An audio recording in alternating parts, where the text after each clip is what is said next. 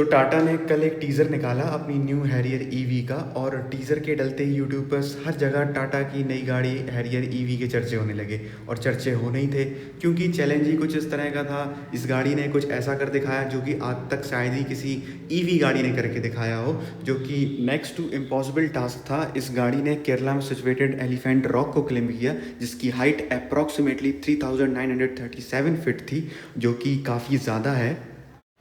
टाटा की इस तरह की मार्केटिंग स्ट्रेटजी कहीं ना कहीं ये बताती है कि वो ये कहना चाह रहे हैं कि ईवी गाड़ियाँ भी किसी से कम नहीं हैं, वो भी उतनी ही कैपेबल हैं जितनी पेट्रोल और डीजल गाड़ियाँ हैं।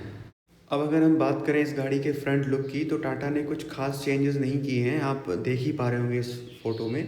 नीचे की तरफ जो रियर फ्रंट बम्पर है नीचे की तरफ, उसमें कुछ क्रोम एलिमेंट्स या फिर शायद ग्रे फिनिश सिल्वर फिनिश का यूज़ किया है। और बाकी तो ऊपर की तरफ वही कनेक्टेड DRL जो एज़ यूजुअल टाटा हैरियर में बहुत पहले से चले आ रहे हैं, वही हेडलैम्प वही सारा कुछ सेम ही है। और बस थोड़ा सा शायद फ्रंट ग्रिल भी चेंज की है टाटा ने, क्योंकि ऑब्वियसली ईवी की ग्रिल है तो एयर इनटेक वगैरह कोई सिस्टम रहा नहीं होगा, तो उन्होंने थोड़ा सा उसको भी एक स्लीक डिज़ाइन दिया है ग्रिल को। और नीचे की तरफ आप देख पाएंगे सिल्वर फिनिश दिया है।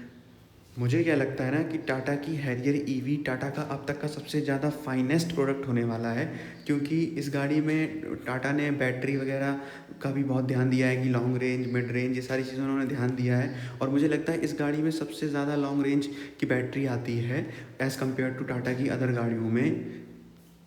इतनी ज़्यादा लॉन्ग रेंज के बैटरी पैक्स नहीं दिए गए हैं। ये गाड़ी मेरे हिसाब से दो बैटरी पैक ऑप्शन में आएगी। एक शायद मिड रेंज रहेगा और एक लॉन्ग रेंज रहेगा, जिसके बारे में बताऊंगा आपको आगे वीडियो में। फ़िलहाल आप इस फोटो में देख पा रहे हो कि इसमें ये ट्रांसपेरेंट मोड करके एक फ़ीचर दिया है टाटा ने, जो कि हार्डकोर ऑफ रोडर गाड़ियों में आता है, जैसे कि डिफेंडर वगैरह में। इसमें क्या होता है, बेसिकली हमें गाड़ी के चारों टायर्स दिखते हैं कि गाड़ी का टायर किस जगह पे जा रहा है, गड्ढे पे जा रहा है या कहीं पत्थर पे चढ़ रहा है, ये सारी चीज़ें हमको इसमें दिखती हैं। तो ये चीज़ ऑफ रोडिंग को बहुत ज़्यादा कन्वीनियंट बना देती है, और ड्राइवर को भी पता चल जाता है कि कहाँ क्या किस तरह का मतलब टेरेन है, सारी चीज़ें कहाँ टायर जा रहा कहाँ नहीं जा रहा, तो वो उसी हिसाब से गाड़ी को हैंडल करता है। तो उससे ड्राइवर को भी आसानी रहती है ऑफ रोडिंग करने में। इस गाड़ी में 360 डिग्री कैमरा तो आता ही है, क्योंकि ये सारी चीज़ें 360 डिग्री कैमरा के बिना पॉसिबल नहीं है। ये ट्रांसपेरेंट मोड वगैरह जो भी कुछ रहता है, आप इसकी स्क्रीन पर देख पा रहे हो, इसमें 2D 3D ये बेसिकली व्यू के ऑप्शन है कि आपको 2D व्यू चाहिए गाड़ी का या 3D व्यू चाहिए। तो ये सारी चीज़ें 360 डिग्री कैमरा जब आता है गाड़ियों में तभी पॉसिबल हो पाती हैं।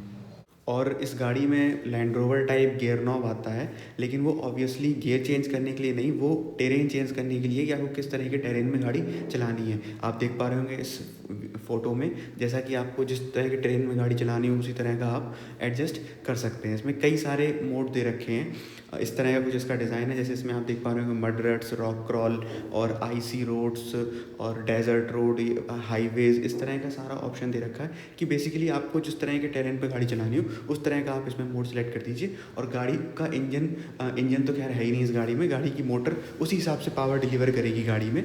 तो ये एक काफ़ी अच्छा फीचर है गाड़ी में। अब बात करेंगे इस गाड़ी के इंस्ट्रूमेंट क्लस्टर या फिर MID की। तो आप जैसा कि स्क्रीन पर देख पा रहे होंगे, इसमें 560 किलोमीटर की रेंज दिखा रहा है, और बैटरी जैसा कि हम देख पा रहे हैं इस स्क्रीन पर 90% चार्ज दिखा रहा है। तो मेरे हिसाब से अप्रॉक्स इस गाड़ी में वही 600 किलोमीटर की रेंज देगी। और मेरे हिसाब से ये गाड़ी शायद दो बैटरी पैक्स के साथ में आए, जो कि एक शायद 400 किलोमीटर की रेंज दे और एक 600 किलोमीटर की रेंज दे।